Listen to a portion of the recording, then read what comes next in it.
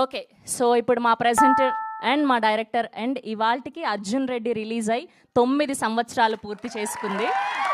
So అలాంటి ఒక sensational ఫిలింని మనకు అందించినటువంటి మా సందీప్ రెడ్డి వంగ గారిని మాట్లాడవలసిందిగా రిక్వెస్ట్ చేస్తూ ఉన్నాం, ప్లీజ్. నేను యాక్చువల్లీ మన ప్రీ రిలీజ్ ఉంటుంది కదా, అప్పుడు మాట్లాడదాం. ఊరికి ఏం మాట్లాడతలేను. కానీ నేను సినిమా చూసిన అంటే నాకేమనిపించింది అంటే ఈ ఫిలింలో ఆ క్యారెక్టర్ ఎట్లయితే చేసిండో అంత ఇన్నోసెంట్గా అది కష్టం అనిపిస్తుంది నాకు అట్లా యాక్టింగ్ చేయడం.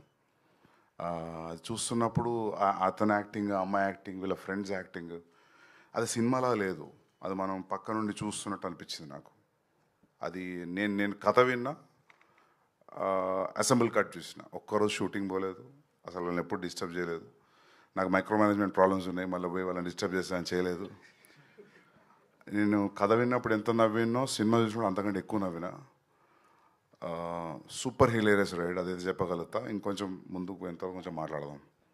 యా, అండ్ ఫస్ట్ టైం మా భద్రకాళి ఫిలింకి క్లీన్ యూబై వస్తుంది. ఎప్పుడు ఏళ్ళు వచ్చేటి. సో ఎన్నిసార్లు ఫ్యామిలీతో రమ్మన్నా రాలేదు, ఈసారి అయితే రండి. థియేటర్ బయట ఎవడు ఆపడం మిమ్మల్ని. సో యా, మ్యూజిక్ బాగుంది అండ్ టైం అసలు తెలియట్లేదు. మిక్సింగ్ ల్యాబ్లో చూసి నేను అరే అప్పుడే ఇంటర్వ్యూలు వచ్చిందా అనుకున్నా. అంటే మన సినిమా అందుకే అంటున్నా కదా, కొద్ది మెల్ల మాట్లాడదాం, ఎక్కువ డబ్బా కొట్టిన ఉంటుంది. బట్ మీకు అందరూ నచ్చిందా ట్రైలర్ ఎట్లతో సినిమా అట్లే ఉంటుంది throughout. Yeah, thank you.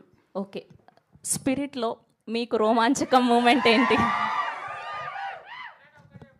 స్పిరిట్లో ప్రభాసన్నతో సినిమా చేయడమే రోమాంచక మూమెంట్. థ్యాంక్ యూ అండి, thank you so much. Okay, so we have a Q&A session with media. Suman Prabhas గారిని, హీరోయిన్ని, అండ్ అలానే మా